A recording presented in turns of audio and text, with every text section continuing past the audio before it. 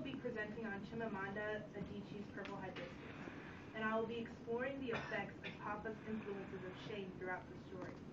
The goal of this presentation is to get you to get a clear understanding that Papa's influences of shame shape the characters. Today I'll be mainly focusing on Kambili. In the story, a lot of mentions of clothing, like what they're wearing, are mentioned, and this is not a wrapper, but like it's kind of like one. This is a kaba, and this one's actually from Nigeria. My mom has it, and so yeah, it's gotta be culturally effective to wear. So I'm mainly, back to my presentation, I'm mainly focusing on Kambili and how Papa shaped her through shaming her in the story. Kambili walks through, in the beginning of the story, being a silent, reserved being to, at the end, being brave and rebellious. Although the aspects of shame in the story overshadow the pride that is mentioned, I will also be comparing and contrasting the traits Kambili finds pride in. So for my interactive activity, we're going to look at pictures through Papa's eyes, and you're going to state as a class, you can just yell them out, whether they would be considered shameful or whether he could take pride in these images. Go ahead, yell them. Shame. Because he's black. Yeah.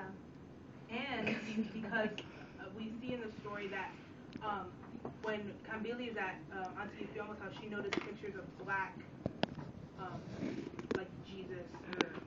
See, like, that's what I said. Yeah. Yeah. And so yeah, Papa would think that this is a shameful picture because it's not what he was taught. He was taught to worship a white Jesus. This is Jesus, by the way. Shameful. Why? It's deformity, abnormality. And this person has two heads. And remember when he's talking to Kambili about her coming in second, he thinks that, I'll mention this later, but having two heads isn't being perfect, and he seeks perfection. Good. Pride. Because he's a white Jesus and he's carrying the world, he's taking care of the world. Pride. Why? It's like a 5 and everything else and there's a 1. Because Papa gives a lot of money away to the people. Money. He's making a sacrifice. Now I ain't saying she a gold digger. People do at church. But yeah, he's probably tithing. Yeah. The maximum percentage of his salary. Yeah. Oh, pride. Shame. For Papa. Ironically. Shame for Papa because this is one of those traditional kind of rituals where they're dressed up, and he would call these people heathen, and he would not give them money when they asked. Okay, that's not relevant. That's just the end. Joy. Okay, so the purpose of that activity was to get a general understanding of the way Papa works. He works off this perfection and what is accepted in his religion and what he was taught. Okay, so now I'm going to talk about just a few more things that Kambili or Papa takes pride in. Him being the Omalora of the town, of the village, and having that power. Him donating money and being very active in the church. Kambili takes pride in coming in first in class, and she takes pride in whenever Papa recognizes her doing good things. Like if he's not giving any attention to her, she kind of feels jealous, and she always seeks for his attention. Kambili is embarrassed when she has a stereo but doesn't have time to listen to it in her schedule. She lives this sort of robotic lifestyle that causes her to not enjoy the things that she's able to have. She's embarrassed when she doesn't know how to prepare food properly, and Amaka kind of shames her in that way because everyone thinks she's a snob because she's so rich and she doesn't know how to do anything. she's embarrassed when she runs to the car after school and she doesn't have time to talk to anyone because Kevin has a schedule too, as does she, but she likes to run. She's also embarrassed when she's unable to sing the Nigerian national anthem when they have that assembly, and she stutters, and that also causes her to be embarrassed because that also furthers people's opinions of her of being a snob. Okay, so if you have your books out, it doesn't matter actually, but it'd be good to follow along. You could go on page 46. This is where my passage starts, and I'm not going to read it all, but I'm going to talk about the incidents here. This passage is the incident where Papa physically comes to her school, St. Agnes, and shames Kambili in front of everyone. I'm going to be focusing on the metaphors, the similes, and the tone. So it starts at where is Chinua Ajidezi. So at this point in the story, Kambili is still like a silent person, and she's seeking perfection, especially in regards to her father. She also gets embarrassed often while trying to please her father. Adichie makes it clear through the questions that Kambili asks herself that she's scared of her father and that there is an urgent and anxious tone. Still, Adichie is able to express the importance of this conversation that Papa has with Kambili by using visual images and symbolism. The symbols in the passage are that the mentioning of having a certain number of heads and the flowerless bushes. The effect of these techniques is that it characterizes Papa as a person who seeks perfection and will shame people to get it. The mention of the bushes having no flowers to them serve as him having no sort of soft side or beautiful side to him as a person. And the symbol of having more than one head serves as Papa seeing coming in second as a deformity and not perfect.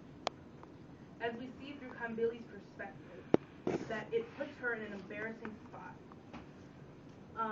His rant was something she already knew about, and she explains that she's already heard this before, that it was just repetition. And he was asking questions that have already been answered, or the answer is clear, like how many heads does she have? He does this to reiterate the fact that she is being shamed, and that coming in second is shameful, and she needs to be punished for it. We also see that Kambili is extremely insecure at this time, wondering what the other girls would think, and wishing that the ground would come up and swallow her. Kambili's state of mind at this part of the story is scared, and Papa talks about how it was when he went to school and how he grew up trying to inflict guilt on her.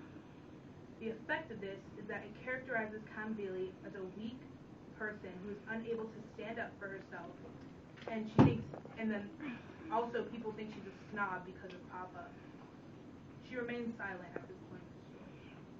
So, the story progresses, and she transitions through going to Auntie Ifeoma's house, along with Jaja, where she learns to live without a schedule, no robotic life, and she learns laughter and freedom, and she learns how to breathe. Now I'll be looking at the incident where Papa beats Kambili for having the picture of Papa, the painting of Papa Nubu, and if you want to follow along, it's on page 209. So,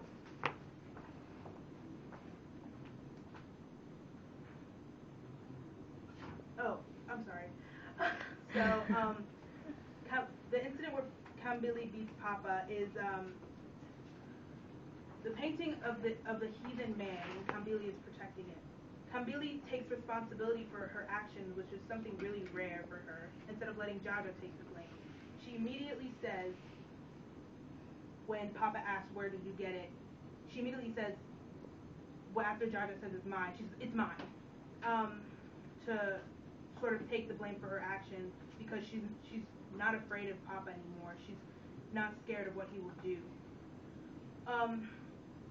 So in this passage, I'll be looking at the rhythm of the words that Papa's yelling to her, and the metaphors and similes, and the tone, and the effects of the fragments and repetition. So after going through a massive transformation while at Auntie Ifeoma's house, Kambili has gained bravery and has become rebellious. The fragments that are employed within the passage serve as tension builders, and the reader is left without complete sentences. There are two similes in this passage that describe Papa's swaying. And Kambili mentions that Papa has never swayed in his life. She specifically mentions that, and the swaying serves as a symbol that Papa has been knocked off of his guard and is now swaying in shock. She reiterates the swaying with two similes to further the fact that he's never swayed, and Kambili has actually caused him to. The repetition in the passage serves as a reminder that it felt like nonstop abuse when he started kicking her. She says, kicking, kicking, kicking. The staccato rhythm of the words that Papa is yelling out to Kambili also further exemplifies the fact that it was nonstop. Godlessness, heathen worship, hellfire, more stings, more slaps. The auditory images that Kambili has of Amaka's music helped her to endure the pain that was inflicted.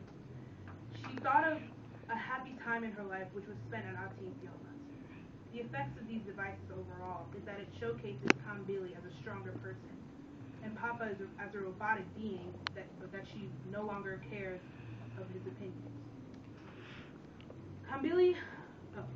The effect of this is that now it showcases Kambili as a brave person who's rebellious against her father. She fights the pain and is no longer ashamed. This contrasts to the incident where he beats Kambili after she eats before Mass. Back then she was silent, and now she's not. Papa's influences of shame affected the character's development throughout the story, mainly Kambili. However, as we see at the end of the novel, Jaja has no shame either. He went to jail for the murder of his father, even though his mother did. Jaja's character developed a little bit, but mainly we focus on Kambili because she's narrating the story. He's still the type of person who takes the blame for others to protect them. But in conclusion, Papa's influence on his family shaped them, leaving them to live their free lives.